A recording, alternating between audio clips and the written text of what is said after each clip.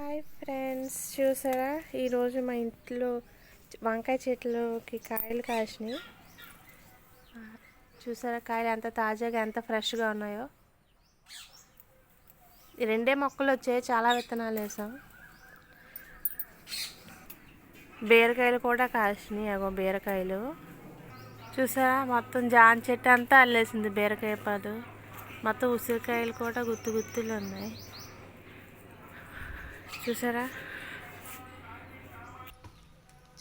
టమాటా కూడా కాచింది, ఇంకా బీరకాయ కూడా కోస్తున్నారు. అంగో బీరకాయ చాలా పెద్ద బీరకాయలు, కానీ అస్సలు ముదరవు, చాలా తీపిగా స్వీట్గా ఉన్నాయి బీరకాయలు.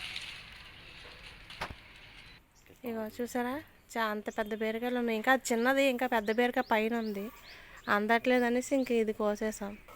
చూసారా జాంకాయలు కూడా ఉన్నాయి. మా ఆయన బ్రష్ చేయకుండా తినేస్తున్నారు జాంకాయ. అంత ఫ్రెష్గా ఉంటాయి అన్నమాట మా దగ్గర వెజిటేబుల్స్ కానీ ఫ్రూట్స్ కానీ. విలేజెస్లో ప్లేస్ ఉంటే ఇలా పండించుకోవచ్చు నచ్చినవన్నీ.